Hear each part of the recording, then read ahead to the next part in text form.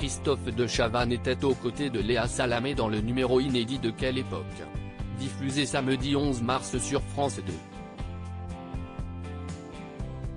L'occasion pour l'animateur de pousser un coup de gueule à l'encontre des internautes qui ont critiqué la danse hommage du compagnon d'Agnès Lassalle. Près de 3 ans après l'assassinat de Samuel Paty, un nouveau drame a frappé l'éducation nationale. Le 22 février dernier, Agnès Lassalle, enseignante de 52 ans au collège-lycée catholique Saint-Thomas d'Aquin à Saint-Jean-de-Luz, a été tuée à l'arme blanche par un élève en plein cours. Je vous confirme qu'il y a bien eu une agression au couteau et que la victime vient de décéder, avait indiqué Jérôme Bourrier, le procureur de la République à Bayonne, à l'agence France-Presse.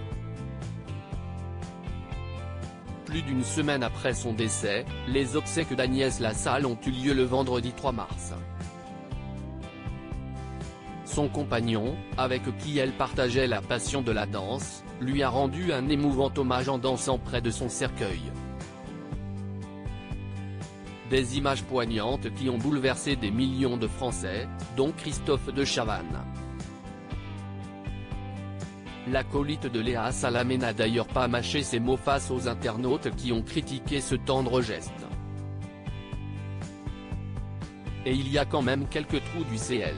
Sur le plateau de Quelle époque, Léa Salamé, Christophe de Chavannes ainsi que les invités ont visionné les images du compagnon d'Agnès Lassalle, dansant sur le titre Love de Nat King Cole, près de son cercueil lors de ses obsèques. À cette occasion, l'ancien animateur de La Roue de la Fortune a poussé un coup de gueule à l'encontre des internautes qui avaient critiqué ce bel hommage.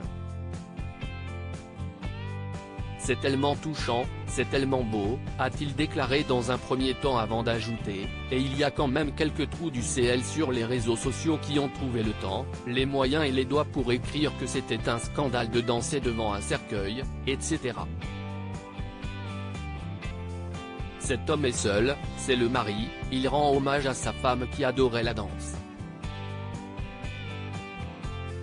Cette image est extraordinaire de beauté et d'émotion. Ça m'a foutu hors de moi. Un adolescent mis en examen pour assassinat après avoir été présenté à un juge d'instruction, le lycéen qui a tué la professeure d'espagnol a été mis en examen pour assassinat le 24 février dernier, soit 2 jours après le drame qui a bouleversé la France. L'avocat de l'adolescent, âgé de 16 ans, a indiqué que ce dernier serait incarcéré dans un lieu dont la destination doit être tenue confidentielle. Et d'ajouter, c'est un établissement qui prendra en compte sa jeunesse, et les soins dont il a besoin.